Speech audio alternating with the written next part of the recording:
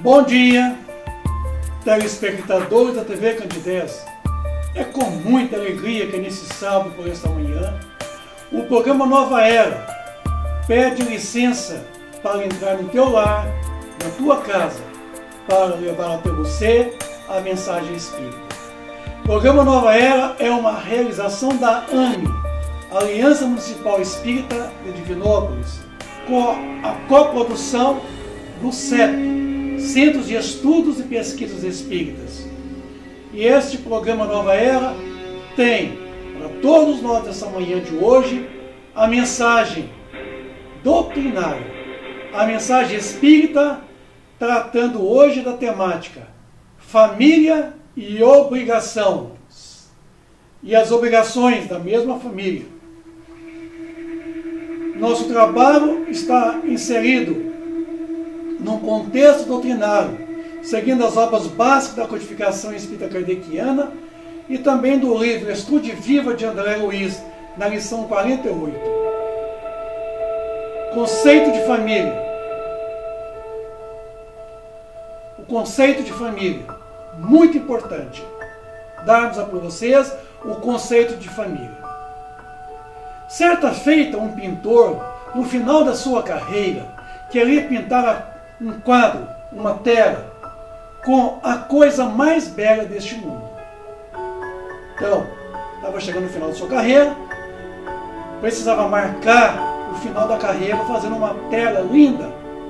E o título era A Coisa Mais Bela deste Mundo. Mas não sabia como fazer uma pintura, a coisa mais bela deste mundo. Mas faltava a ele a inspiração de como ele expressaria numa tela a coisa mais bela deste mundo. Então, saiu por aí andando à procura de uma inspiração de como faria essa coisa mais bela do mundo numa tela. Encontrou com um poeta que estava sentado numa praça e lhe disse os seus anseios, e o poeta comentou que a coisa mais bela deste mundo é o amor. Concordou, porque o amor une os homens. E quando se ama, a pessoa é feliz. Que o amor é a expressão de Deus nas criaturas. Então ele concordou com o poeta. Mas saiu assim mesmo, né?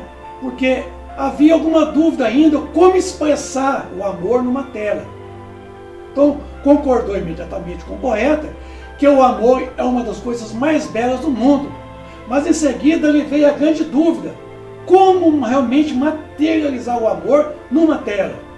Prosseguiu a caminhada, encontrou com um sacerdote e lhe disse a sua preocupação, e que o poeta havia dito para ele que uma das coisas mais belas deste mundo é o amor. O sacerdote, por sua vez, lhe disse que realmente o amor é uma das coisas mais belas deste mundo, mas achava que a fé é uma das coisas mais belas deste mundo, pois a fé é a materialização do amor. A fé une as pessoas, que a fé é a máxima expressão do amor. Concordou imediatamente com o poeta e o sacerdote que o amor e a fé são duas coisas mais importantes, mais belas deste mundo. Mas em seguida lhe veio a grande dúvida: como realmente materializar o amor e a fé numa tela? Como desenhar o amor e a tela numa tela? O amor e a fé numa tela? Mas ainda não estava satisfeito com as respostas de que o amor e a fé eram as coisas mais belas deste mundo. Prosseguiu a sua caminhada à procura da inspiração que lhes faltava. Andou, por último encontrou com um soldado que estava vindo do campo de batalha e disse para ele dos seus anseios, e que havia encontrado um poeta e um sacerdote, e que eles disseram para ele ser a coisa mais bela deste mundo o amor e a fé. O soldado concordou, mas acreditava que a coisa mais bela deste mundo era a paz, pois a paz é a expressão da fé, é a materialização do amor. Quem está em paz é porque crê. Quem está em paz é porque ama. Concordou imediatamente com o poeta, com o sacerdote, com um soldado, de que o amor, a fé e a paz eram as coisas mais belas deste mundo. Mas agora ele estava voltando para casa com 3 dúvidas. Como materializar o amor, a fé e a paz numa tela, num quadro? Ao aproximar, voltando para casa, de sua casa, ele avistou a sua esposa e sua filha no portão, aguardando a sua chegada. A esposa na porta, a criança na calçada, aguardando o seu retorno. De longe, avistaram o pai e o marido chegando. E ao aproximar delas, observou no olhar da esposa e descobriu o sorriso, o amor. Olhou para sua filha e naquele sorriso ele descobriu a fé. Ele encontrou a fé. No sorriso da esposa, ele viu a expressão do amor. No sorriso da filha, a expressão da fé. Então, entra para dentro da tua casa, levando a filha e a esposa, e no cadinho do lar, ele encontrou a paz. A paz do reduto doméstico. Foi para o seu ateliê e pintou o seu quadro. E no outro dia ele apresentou para a sua esposa o quadro que ele havia pintado naquela noite. Lá estava expressado numa tela a coisa mais bela deste mundo, a família. A nossa família, em especial a família. É a coisa mais bela deste mundo. Porque lá, o amor e a fé e a paz é a maior expressão do reduto doméstico, quando vivem em família. A coisa mais bela deste mundo, meus amigos. Vocês há de concordar comigo nesta manhã, nesse sábado, através do programa Nova Era, de que a família é a coisa mais bela deste mundo. Família é a boa nova em essência. Tá? A família, como conceituar a família atual, comparando as tradições antigas, como executar as funções de pai, de mãe no momento tão inseguro quanto agora, como encaminhar os filhos a ensiná-los ao governo, né? Ao chamado autogoverno, em meio de tantas variáveis e de maturidade natural dos próprios filhos. Como é a formação religiosa? Qual seria para os nossos filhos a melhor religião? Sendo que a melhor religião é aquela que faz a gente sentir feliz. Por isso. Então o conceito só de família quer dizer a família do derivado latim famulus, que significa grupo de pessoas. Né? Lá na antiga Roma, era grupo de escravos, escravos domésticos. Né? Esse termo foi criado na antiga Roma para designar um novo grupo social que surgiu entre as tribos latinas, ao serem introduzidas a agricultura também, a escravidão legalizada. A família natural é o agrupamento constituído apenas dos cônjuges e dos seus filhos. É um grupo de pessoas. Então a família natural tem por base o casamento, que é a união esponsalista dos cônjuges, e as relações jurídicas, que é deles resultantes, entre os cônjuges e os pais, o Código Civil, estabelecendo a relação dos cônjuges, da paternidade e da maternidade. Então vejam bem, que a família é esse resultado, né? Ao ser abordado, evoca obrigatoriamente os conceitos de papéis e funções diferentes. Papel de pai, papel de mãe, papel de filhos. Papéis esses que são dos mais do que as expectativas de comportamentos, de obrigações e de direitos que estão associados a uma dada posição da família ou grupo social do qual você faz parte. O pai, ainda na liderança, ainda na chefia da família, a mãe cuidando dos filhos da casa, por isso, os filhos obediência aos pais. A Europa, como civilização mais avançada, promove, sofre guerras, que vão alterar as formas de relações sociais, impondo um sentimento de urgência em viver de todas as coisas, urgentemente. Tá? Neste conceito, a família também está alterada. A criança será entendida como esperança. Há uma extensão da família pelo espírito de solidariedade, tá? Espírito de comunidade e de cuidado mútuos. Isso, conforme está no artigo 229 da nossa Constituição Federal, que o dever dos pais é educar seus filhos e protegê-los. Mas o dever dos filhos mais velhos é poder proteger e amparar os seus pais quando na velhice. Isso, essa reciprocidade. As estruturas familiares ao longo do tempo, né? A família na pré-história, papéis bem definidos pela capacidade da força de cada membro. Família romana, modelo paternalista, patriarcal, papéis estabelecidos pelo pater, né? Quer dizer, o papel paterno, o chefe, o patriarcal, que caiu em demodé, não se usa mais esse modelo.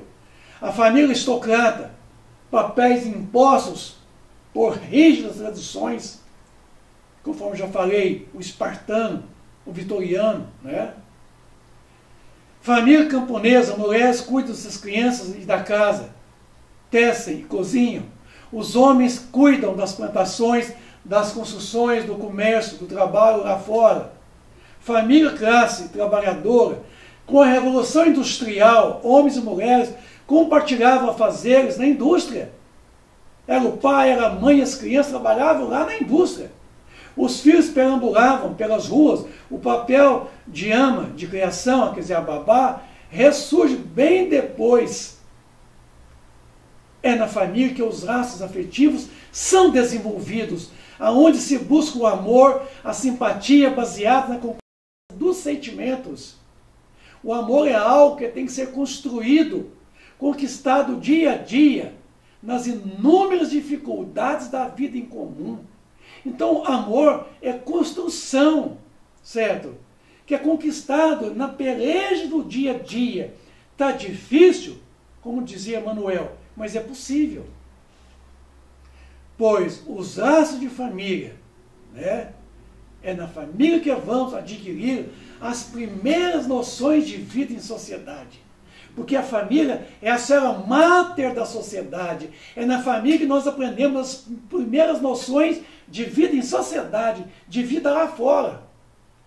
Pois é na família que vamos desenvolver a educação, que é a arte de formar os caracteres, que é dar a noção de hábitos. Porque educação é o conjunto de hábitos adquiridos e que somente conseguiremos dentro de um clima de amor, de paz, de respeito, de solidariedade, de aceitação mútua. A família merece especial atenção porque é o primeiro grupo social da qual fazemos parte, sendo considerada a célula máter da sociedade, célula mãe. É na família que aprendemos as primeiras lições e noções de vida em sociedade. A família é um grupo social primário, baseado nas relações diretas de parentesco, constituído pelo nome do homem e da mulher, quer dizer, e dos filhos nascidos desta união. Marido, esposa, filhos, filhos, pais, pais e filhos. A família, conforme foi dito aqui, grupo de pessoas, grupamento de raça, de caracteres, gêneros semelhantes, resultado de agregações afins. A família genericamente representa o clã social, ou de sintonia por identidade que reúne espécies dentro da mesma classificação, a espécie humana. Juridicamente, porém, a família se deriva da união de dois seres que se elegem para uma vida em comum, através de um contrato, dando origem à genitura da mesma espécie.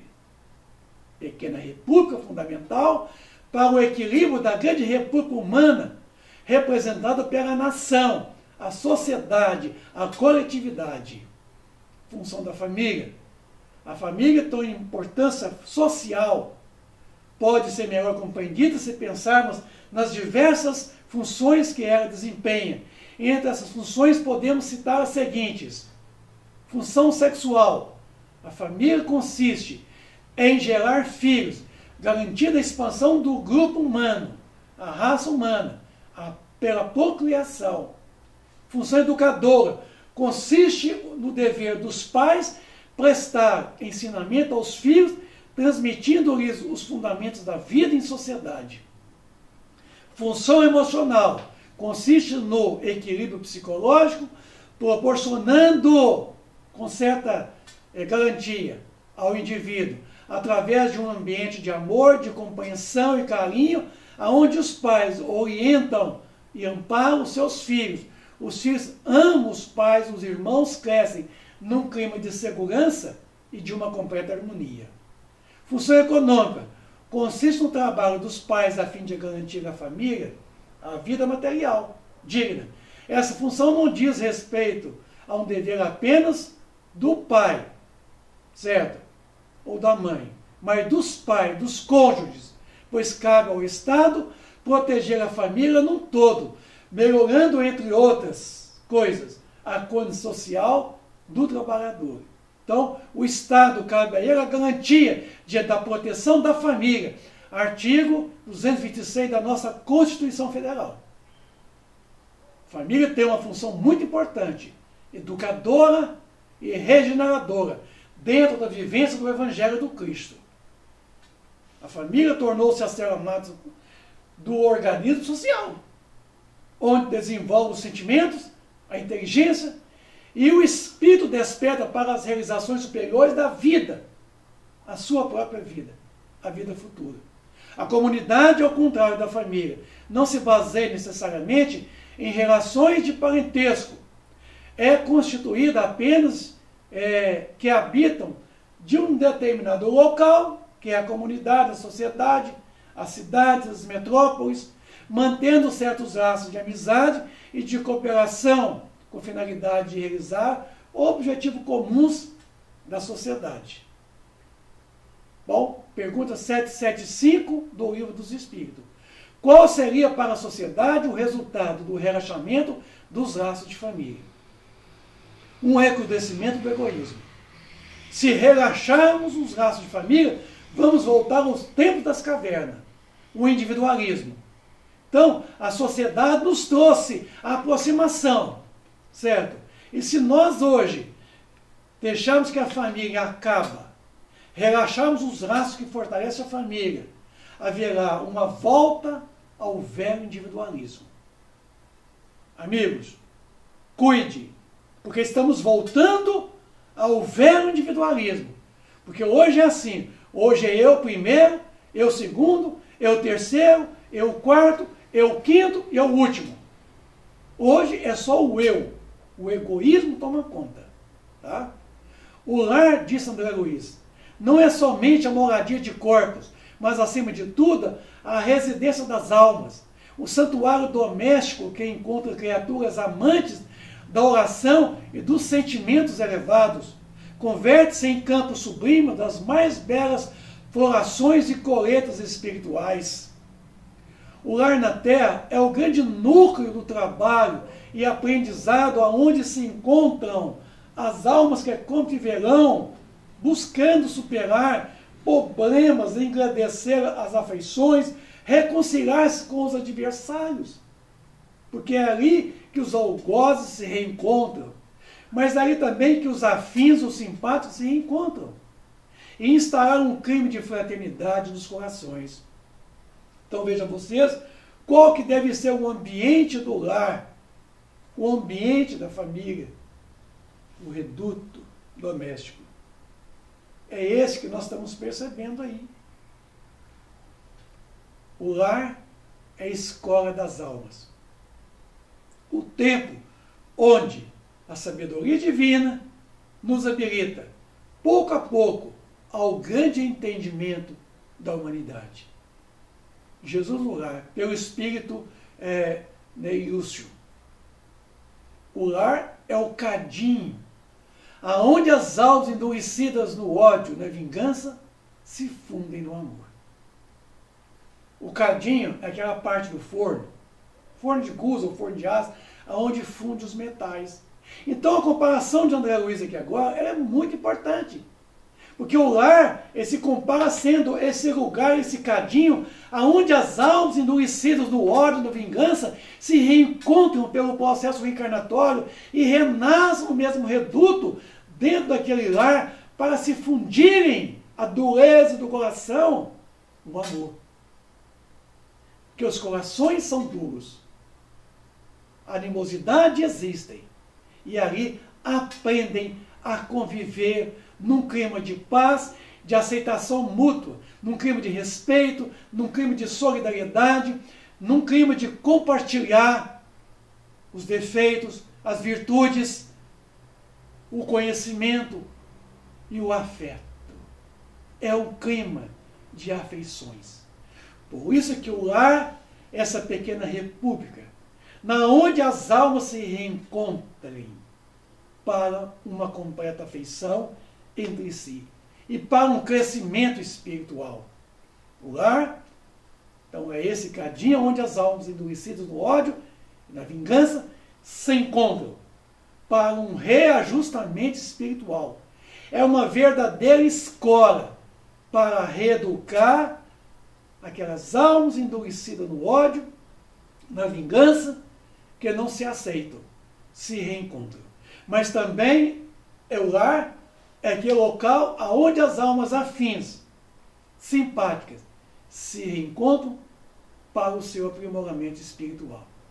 Então, meus amigos, observe todos nós da importância de vivermos no lar como sendo esse reduto aonde nós, como pais, como filhos, haveremos de viver um clima mútuo de aceitação, de afeto, de amor, de paz. E o Evangelho de Jesus, que seja nosso lar, a cobertura, a proteção desse lar. Que a vida de oração seja realmente esse lenitivo que nos traz a cura de todos os membros deste lar. Viver o Evangelho de Jesus e ter uma vida de oração. É isso que nos traz os Espíritos. E ainda nós temos aquela grande preocupação com relação à formação religiosa dos nossos filhos. Como deveremos agir com relação aos filhos? Obrigados a frequentar as aulas de evangelização das crianças? Deixá-los à própria escolha? Ou ficar indiferente? Não estou nem aí. Se quiser, tudo bem. Caso contrário, é isso. Com relação à escolha religiosa, como deveremos agir em relação aos cônjuges? Obrigados a frequentar o culto religioso de que somos praticantes? Deixá-los à própria escolha, nunca incentivá-los ou convidá-los de vez em quando? Ou ficar indiferente? Não estou nem aí, se quiser, tudo bem. Ao contrário. Então é o seguinte, o que nós devemos fazer com formação religiosa é incentivá-los, nunca obrigá-los. Porque se você obriga o seu filho hoje a frequentar as aulas de evangelização, ao tempo religioso, você vai amarrado, ele vai tomar ódio, ele vai tomar horrores. Amanhã, quando ele ficar adulto, o que mais ele vai querer é passar muito longe da porta do centro espírita, da igreja, porque foi para ele um motivo de castigo ontem. Então ele vai ter medo amanhã, tá? E não é obrigando, mas sempre exemplificando, sempre convidando, sempre estimulando, motivando a eles a essa escolha. Porque, como dizia Khalil Gibran nas suas belas e lindas poesias, tá? Que os nossos filhos não são nossos filhos, mas filhos da ânsia da vida por si mesma. Vem através de nós, tá? Mas não de nós. Embora convivem conosco, não nos pertencem. Khalil Gibran fala ainda, pais são como arcos, filhos são como flechas. Quanto mais se curva um arco, mais longe se arremessa uma flecha. Ele termina, pais, arcos vivos que são, curvai-vos e arremessais vossos filhos rumo à eternidade. Aí eu complemento, como homens de bem. Esse é o nosso papel. Os pais têm que ter a força moral para projetar os seus filhos na sociedade, rumo à eternidade, como homens de bem. Porque sendo pai, aquela força do ar, então os pais impulsionam os filhos em relação à eternidade, na condição de homens de bem, não homens maus. Então, são bons exemplos, porque os nossos filhos não são nossos, são filhos do Altíssimo, são filhos de Deus, que a Ele reserva a nós a função de pais, tá? Querendo que nós façamos dos seus filhos, dos nossos filhos, homens de bem. Assim como os nossos pais fizeram de nós homens de bem. Esse é o papel dos pais.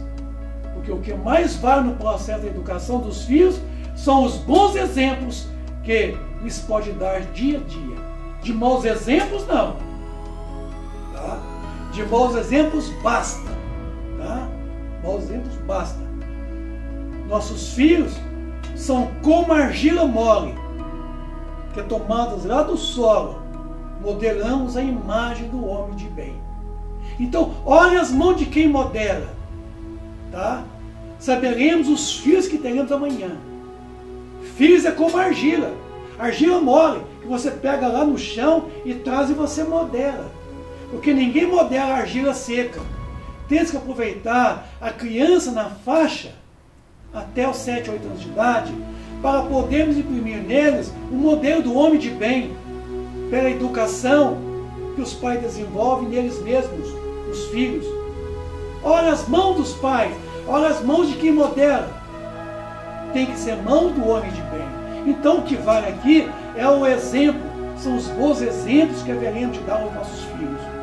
Então, meus amigos, não esqueça o papel realmente de pais, de modelarmos os seus próprios filhos como homens de bem, vivendo em casa um clima de quê? Um clima de paz, um clima de amor, um clima de evangelho. Eu concito a todos vocês ao evangelho, ao culto do evangelho no lar, a vida de oração constante, trazendo para o reduto doméstico a paz, a harmonia, a luz do Cristo. O programa Nova Era chega ao seu final nesse sábado e queremos agradecer a audiência de todos vocês, telespectadores da TV Candidez. É com muita alegria que nós aqui encerramos mais uma edição do programa Nova Era, prometendo voltar no próximo sábado. E um bom final de semana, um feliz sábado, repleto de muita paz, de muita luz no teu lar. Obrigado, até lá.